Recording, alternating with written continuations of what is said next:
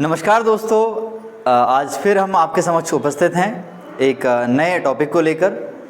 तो डीवर्क क्लासेस में आपका स्वागत है। आज का हमारा टॉपिक है संविधान की प्रस्तावना या उसको कहें हम उद्देशिका। ठीक है, प्रस्तावना या उद्देशिका जो है वो क्या है संविधान में, उसको आज हम चर्चा करेंगे। ठीक है, देखिए उद्देशिका जैसे कि नाम से क्लियर हो रहा है, यानी वो चीज़, वो बात जो आपके उद्देश्य को एक्सप्लेन कर रही हो, जो आपके उद्देश्य को दिखा रही हो, उसे क्या कहेंगे हम, उद्देशिका कहेंगे।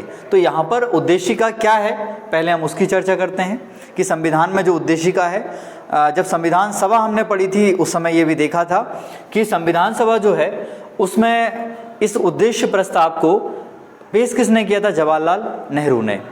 तो संविधान सभा में, और ये तारीख भी याद रखना है कि 13 दिसंबर 1946 को जो उद्देश्य प्रस्ताव संविधान सभा में जवाहरलाल नेहरू के द्वारा प्रस्तुत किया गया था, और उसके ही बाद से जो संविधान सभा की कार्रवाई है वो शुरू हुई थी।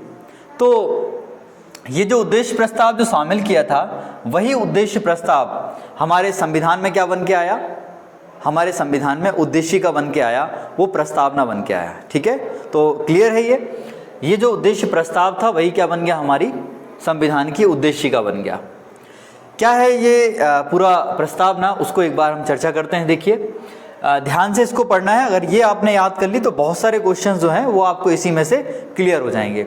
हाँ, ध्यान ये रखना है कि इसको एक तरह से रट्टा तो नहीं मारना है, उसमें कुछ जो की पॉइंट्स है ना उनको हमें फोकस करना है। कैसे कैसे, देखिए जैसे हम भारत के लोग, है ना, ये शब्द जो है ये महत्वपूर्ण है। इसमें लिखा हुआ है कि हम भारत के लोग, हम भारत के लोग भारत को एक संपूर्ण प्रभुत्व संपन्न, समाजवादी, पंथ निरपेक्ष, लोकतंत्रात्मक गणराज्य बनाने के लिए, ये चारों जो शब्द है ये काफ़ी महत्वपूर्ण है। हम जो संविधान बनाए हैं उसमें ये लिखा हुआ है कि हम भारत के जो लोग हैं उन्होंने जो संविधान बनाया, उन्होंने जो संविधान को एडॉप्ट किया, वो संविधान कैसा होगा, जो हमारे देश को प्रभुत्व संपन्न बनाएगा, समाजवादी बनाएगा, पंथ निरपेक्ष बनाएगा और लोकतंत्रात्मक बनाएगा। प्रभुत्व संपन्न मतलब जो अपना स्वयं प्रभु है, यानी कि उसके ऊपर कोई शासन नहीं चला रहा है अब, या ऐसा कहें कि वो किसी का उपनिवेश नहीं है, उसका शासन वो खुद चलाता है, तो उसे क्या कहेंगे, प्रभुत्व संपन्न। समाजवादी यानी यहाँ पर जो सारे निर्णय जो होते हैं वो समाजवादी विचारधारा के आधार पर होते हैं। जैसे हमारी अर्थव्यवस्था समाजवादी अर्थव्यवस्था से मेल खाती है, इस तरह के बहुत सारे प्रावधान समाजवादी के अंदर आते हैं। पंथ निरपेक्ष का मतलब हमारा जो देश है वो किसी एक निश्चित पंथ को या किसी विशेष पंथ को कोई विशेष जो अवसर हैं वो उपलब्ध नहीं कराता है। एक तरह से सभी पंथों के साथ, सभी धर्म, सभी वर्ग के साथ वो समान व्यवहार करता है। इसलिए हमारा जो देश है वो कैसा है, पंथ निरपेक्ष है, ऐसा संविधान में लिखा हुआ है। ठीक है, इसको ऐसा भी कह सकते हैं किसी धर्म विशेष को ये नहीं फॉलो करते हैं, यानी सभी धर्मों को बराबर यहाँ पर दर्जा दिया जाता है।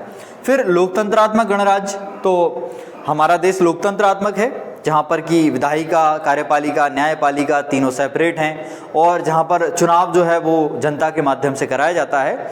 यानी यहाँ का जो तंत्र है वो कैसा है, जनता के द्वारा चुना गया तंत्र है, इसलिए इसे क्या बोलते हैं, लोकतंत्र गणराज्य कहते हैं। ठीक है, तो ये हमारे प्रावधान है। उसके बाद ये क्या कहती है कि उसके समस्त नागरिकों को सामाजिक, आर्थिक और राजनीतिक न्याय, है ना, इसमें की पॉइंट क्या है, मेन पॉइंट है न्याय। यानी हमारा जो संविधान है वो किस किस प्रकार के न्याय हमारे सभी देशवासियों को उपलब्ध कराता है, तो 3 प्रकार के न्याय देता है। एग्जाम में ऐसा क्वेश्चन भी आता है कि संविधान के द्वारा या प्रस्तावना के द्वारा भारत के संविधान में कितने प्रकार के न्याय की व्यवस्था की गई है, तो 3 प्रकार के न्याय हैं, सामाजिक, आर्थिक और राजनीतिक। सामाजिक, आर्थिक और राजनीतिक न्याय उपलब्ध कराएंगे सबको। इसके अलावा क्या है, तो कई प्रकार की स्वतंत्रताएं हैं जो हमें मिलेंगी प्रस्तावना के माध्यम से, जैसे विचार, अभिव्यक्ति, विश्वास, धर्म और उपासना की स्वतंत्रता। इन सभी क्षेत्रों में आपको आज़ादी मिलेगी, ये हमारी प्रस्तावना कहती है। फिर आगे क्या कहती है, देखिए प्रतिष्ठा और अवसर की समता। प्रतिष्ठा और अवसर की क्या मिलेगी? समता यानी समानता मिलेगी। सभी व्यक्तियों को, भारत के सभी देशवासियों को समान प्रतिष्ठा और समान अवसर जो है उपलब्ध कराए जाएंगे संविधान के द्वारा। ठीक है, यहाँ पर हमने किस चीज को फोकस करना है? स्वतंत्रता, है ना। तो याद रखना है कितने प्रकार के न्याय हैं? 3 प्रकार के न्याय हैं। ठीक है, और स्वतंत्रताएं जो हैं वो अलग अलग प्रकार की यहाँ पर हैं, और अवसर जो हैं वो 2 प्रकार के हैं, एक प्रतिष्ठा और एक अवसर की समता, है ना। जो समानता है वो 2 प्रकार की हैं। तो ये जो है समता प्राप्त करने के लिए तथा उन सब में व्यक्ति की एकता और अखंडता सुनिश्चित करने वाली बंधुता बढ़ाने के लिए, राष्ट्र की एकता और अखंडता इसको सुनिश्चित करने के लिए हम क्या करेंगे? बंधुता बढ़ाएंगे। ठीक है, यानी उन सब में व्यक्ति की एकता और अखंडता सुनिश्चित करने वाली बंधुता बढ़ाने के लिए एक इस प्रकार की बंधुता होनी चाहिए जिससे देश की राष्ट्रीय एकता और अखंडता बनी रहे। बढ़ाने के लिए दृढ़ संकल्प होकर अपनी इस संविधान सभा में आज तारीख 26 नवंबर 1949 को संविधान बन के तैयार हुआ, तो उसी तारीख को ये प्रस्तावना लिखी गई 1949 को। हिंदी में इसकी जो तिथि है वो क्या है? तो मिति मार्ग शीर्ष शुक्ल सप्तमी संवत 2006 विक्रमी, इस तिथि को एतद द्वारा इस संविधान को अंगीकृत। ये कौन कर रहा है? हम भारत के लोग। तो ये पूरी बात ये जो कही जा रही है ये कौन कह रहा है? हम भारत के लोग, क्योंकि भारत के लोग इस चीज को अडॉप्ट कर रहे हैं, इस प्रस्तावना को अडॉप्ट कर रहे हैं। तो संविधान को अंगीकृत, अधिनियमित और आत्मार्पित करते हैं, यानी पूर्णतः इसको हम फॉलो करने के लिए तैयार हैं। ये भारत के लोगों के द्वारा कहा गया है। इसीलिए एक शब्द हम आगे पढ़ेंगे कि जितना भी हमारा पूरा संविधान है, उस पूरे संविधान में अगर किसी को कोई शक्ति प्राप्त है तो वो शक्ति किसने दी है? तो अगर ऐसा कुछ पूछा जाता है तो भारत के लोगों ने, जो भारत के लोग हैं उन्होंने ही जो है वो सभी को शक्तियां उपलब्ध कराई हैं। ठीक है, तो समस्त प्रकार की शक्तियां संविधान में किस में निहित हैं? तो भारत के लोगों में निहित हैं। ठीक है, तो दोस्तों ये था हमारा प्रस्तावना पूरी। अब प्रस्तावना से संबंधित कुछ महत्वपूर्ण जो फैक्ट्स हैं उन पे हम चर्चा करते हैं। तो देखिए, सबसे पहले तो संविधान की प्रस्तावना को संविधान की कुंजी कहा जाता है। कुंजी यानी चाबी। ठीक है, तो ये क्या है? एक तरह की चाबी है, और ये चाबी जो है संविधान का ताला खोलती है। यानी संविधान को अगर शॉर्ट में हमें बखान करना है तो ये जो कुंजी है ये आपकी बखान कर देती है। तो संविधान की कुंजी इसे कहा गया है। इसके अनुसार संविधान के अधीन शक्तियों का स्रोत भारत के लोग हैं। इसके अधीन क्या है?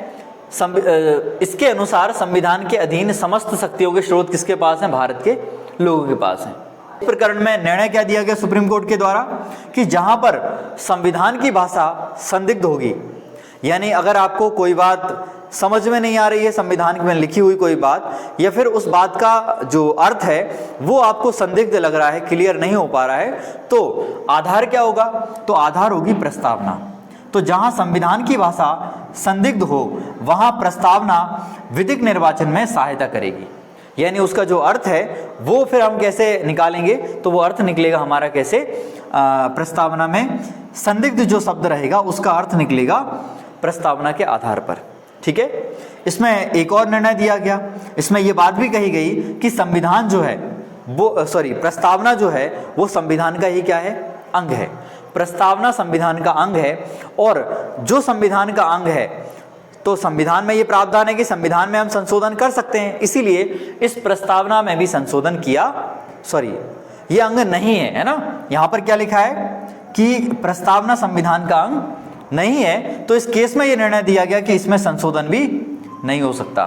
तो प्रस्तावना में संशोधन नहीं हो सकता, ये निर्णय दिया गया।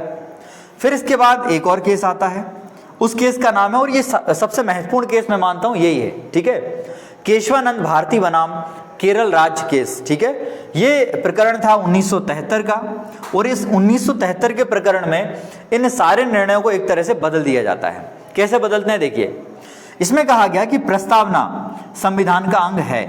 इसमें क्या कह दिया कि प्रस्तावना संविधान का अंग है, और अगर ये संविधान का अंग है इसका मतलब इसमें संशोधन हो सकता है। तो प्रस्तावना में संशोधन का प्रावधान कौन से केस से आता है, किस निर्णय से आता है? केशवानंद भारती बनाम केरल राज्य 1973 का केस। एक चीज और कही गई इसमें, एक बात और कही गई कि जो प्रस्तावना है वो क्या है, मूल ढांचा है संविधान का। तो इसमें कहा जाता है कि मूल ढांचे का सिद्धांत। देखिए मूल ढांचा क्या होता है, जैसे हमारा शरीर है, हमारे शरीर के ऊपर स्किन है ना, और आपका जो पूरा का पूरा शरीर जो है वो बना हुआ है, उसमें जो ढांचा है वो क्या है, हड्डियां, यानी हमारी जो हड्डियां हैं, कंकाल है, वो ढांचा है, और उसके ऊपर हमने जब लपेट दिया तो क्या बन जाता है, पूरा शरीर बन जाता है ना। वैसे यहाँ पर संविधान का जो मूल ढांचा था, जिसमें जो महत्वपूर्ण बातें हैं वो लिखी हुई हैं, तो मूल ढांचा क्या कहलाता है, प्रस्तावना। तो संविधान का मूल ढांचा जो है, इसका सिद्धांत किस केस में दिया गया था, इसी केस में दिया गया था। इसमें एक और बात ये कही गई है कि संविधान जो है वो मूल ढांचा है और उसमें संशोधन हो सकता है प्रस्तावना में, ठीक है। तो उन्होंने ये कहा कि प्रस्तावना में जो संशोधन होगा वो नकारात्मक नहीं होगा, यानी प्रस्तावना में संशोधन तो कर सकते हैं पर उसमें नकारात्मक संशोधन नहीं कर सकते, केवल सकारात्मक संशोधन कर सकते हैं। यानी कोई बात हम हटा नहीं सकते, उसमें से आप जोड़ सकते हैं, क्योंकि प्रस्तावना में कोई भी ऐसी बात नहीं लिखी जिसको हटाने की आवश्यकता हो। इसलिए यह प्रावधान रखा गया कि संविधान की प्रस्तावना का विस्तार तो किया जा सकता है परंतु उसकी कटौती नहीं होगी, यानी उसको छोटा नहीं किया जाएगा, तो नकारात्मक परिवर्तन नहीं होगा। इसी निर्णय को ध्यान में रखते हुए, इसमें जो कहा गया था ना कि संशोधन हो सकता है, इसी निर्णय को ध्यान में रखते हुए हमने किया 42वां संविधान संशोधन। भारत की संसद के द्वारा 42वां संविधान संशोधन किया गया, और उस 42वें संविधान संशोधन को कब किया गया, 1946 में। इसमें क्या हुआ, तो इसमें प्रस्तावना के अंदर जो 3 शब्द हैं उनको जोड़ा गया। वो 3 शब्द क्या क्या जोड़े गए, तो एक शब्द जोड़ा गया समाजवादी, ये शब्द जो है इसे जोड़ा गया था 1976 में, ठीक है। इसके अलावा और क्या जोड़ा, इसके बाद वाला शब्द भी जोड़ा, पंथ निरपेक्ष, ठीक है। तो समाजवादी और पंथ निरपेक्ष, और क्या, तो और एक और शब्द जोड़ा है यहां पर है ना, ये अखंडता। मगर इसमें क्या है, पूरा शब्द आएगा एकता और राष्ट्र की अखंडता है ये, ठीक है, राष्ट्र की अखंडता, है ना। तो एकता और अखंडता था, तो इसमें जो अखंडता शब्द है ये भी क्या किया है, इसी संशोधन के द्वारा जोड़ा गया है, ठीक है। तो 3 शब्द जोड़े गए 42वें संविधान संशोधन में, समाजवादी, पंथ निरपेक्ष और राष्ट्र की अखंडता, इनको याद रखना है, ठीक है। एग्जाम में इस टॉपिक से कई प्रकार के क्वेश्चंस बनते हैं, इसलिए दोस्तों इसको ध्यान से पढ़ना है ना।